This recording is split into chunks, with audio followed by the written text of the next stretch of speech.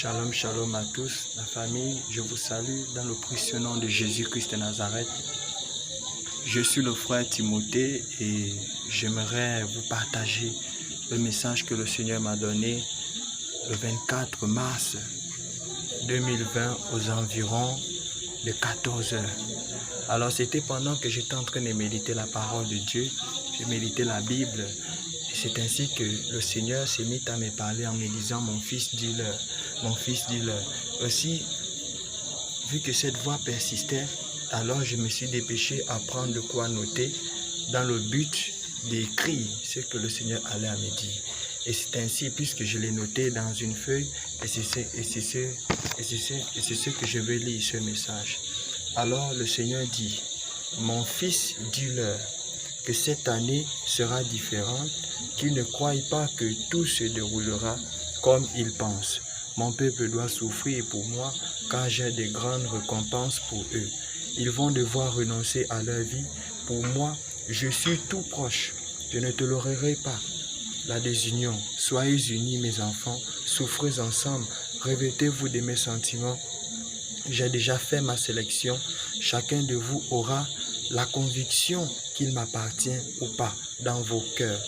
Au travers du feu, je vous éprouverai, j'endurcirai vos cœurs pour vous, j'endurcirai les cœurs de vos proches pour que vous compreniez vraiment que c'est moi seul que vous devrez aimer.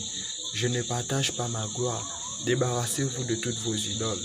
Je le répète, débarrassez-vous de toutes vos idoles. Demandez à mon esprit de vous révéler toutes vos idoles. Sachez que vous ne vous appartenez plus. Ne l'ai-je pas dit dans ma parole, 1 Corinthiens chapitre 6 au verset 19 à 20. Pourquoi gardez-vous encore vos idoles? Mon retour sera sans pitié. Les idolâtres souffriront la grande tribulation. Je n'ai fait point d'acception des personnes. Peu importe la façon dont je t'utilise, cela m'importe peu. Tout est fini, mon peuple.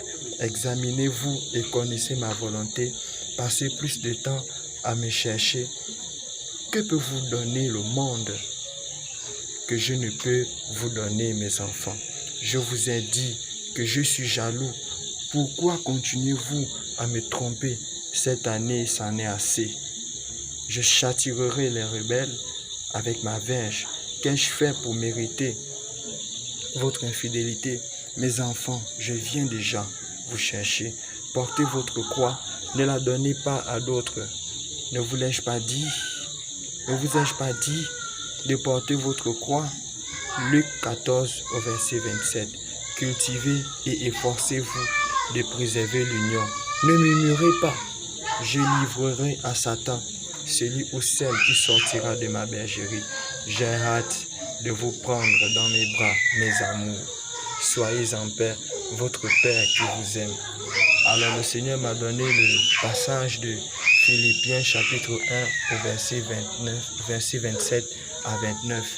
Mes frères bien-aimés, et j'en profite de vous faire juste une courte exhortation.